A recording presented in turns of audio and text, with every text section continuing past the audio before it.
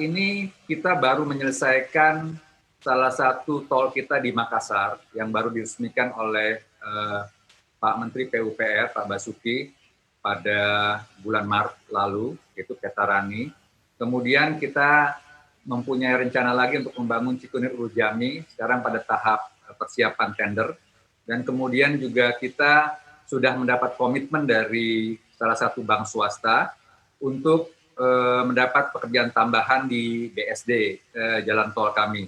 Kami melihat di sini peluangnya cukup besar, ya, karena dari investasi yang diharapkan pemerintah, khususnya unsolicited, itu 39 itu diprakarsai oleh swasta. Sehingga saya melihat ke depan, apabila swasta dilibatkan, ya, sebegitu besarnya, ini kemungkinan besar target yang akan dicapai oleh pemerintah yaitu 2.500 itu dapat tercapai. Jadi kembali lagi Pak Budi, mungkin pemerintah harus benar-benar mensupport swasta juga untuk berpartisipasi sama-sama untuk membangun jalan tol ke depan, Pak.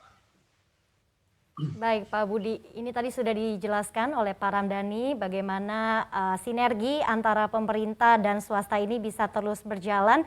Nah, terkait dengan investasi tentunya kan pastinya ada progres dan peluang dari proyek bisnis jalan tol yang ada di tanah air. Anda melihatnya seperti apa Pak Budi? Ya Bu Ali, tadi disampaikan Pak Ramdhani, salah satunya memang kita membuka peluang beberapa ruas-ruas. Saat ini kita mempunyai kecuali ada ruas sekitar 18.850 km program kita sampai 2045-2050. Dan ini menjadi rencana umum jaringan jalan tol di seluruh Indonesia, dan ini terbuka dan bisa diakses oleh teman-teman swasta untuk berpartisipasi. Dan kita selalu membuka dukungan ini, kecuali memang di jalur-jalur yang memang agak terbatas, sehingga kelayakannya terbatas, sehingga adanya dukungan pemerintah. Sehingga kita berjalan bersama dengan teman-teman swasta. Tanggapan Anda terkait dengan pemenuhan standar pelayanan minimal?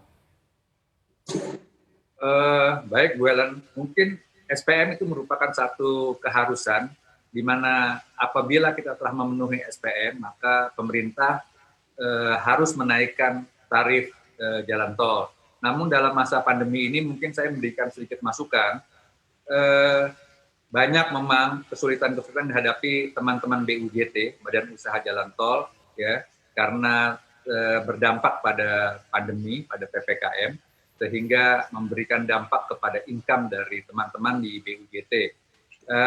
Saya berharap memang SPM ini merupakan satu keharusan, namun apabila sudah dilaksanakan oleh BUJT atau Badan Usaha Jalan Tol, saya berharap pemerintah secara otomatis tidak menunda-nunda kenaikan tarif, sehingga dananya dapat digunakan lagi untuk memberikan pelayanan atau maintenance bagi jalan tol di seluruh BUJT yang ada.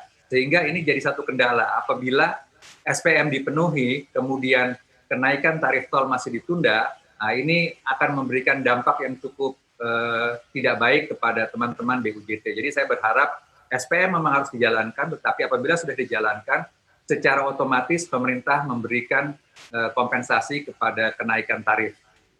Demikian Bu Ellen. Baik, ini menarik.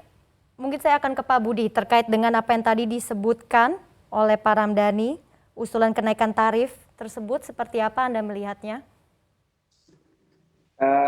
Memang Bu Ellen, kalau di tol itu memang ada sesuai dengan PBJT-nya, kenaikan tarif itu diperhitungkan setiap 2 tahun. Namun demikian dapat dilakukan percepatan dengan beberapa hal yang memang menjadi memang ada kejadian khusus ataupun juga dengan melakukan diskresi. Jadi semua itu terbuka. Namun demikian juga kami selalu secara berkala kita menilai SPM ini dipenuhi. Artinya tidak hanya dipenuhi pada waktu tahun kedua di mana ada penyesuaian tarif, tapi kita juga melakukan pemeriksaan berkala sehingga SPM ini selalu bisa terpenuhi secara merata selama 2 tahun sampai perubahan tarif. Memang terkait di awal-awal penyesuaian tarif itu memang agak kita ada penundaan karena memang kita melihat dari kondisi juga masyarakat yang memang saat sama-sama kita mendapat dampak dari pandemi ini. Namun demikian kita juga harus mempertahankan iklim investasi dari teman-teman BUJT untuk bisa melangsungkan atau mengoperasikan jalan tol ini.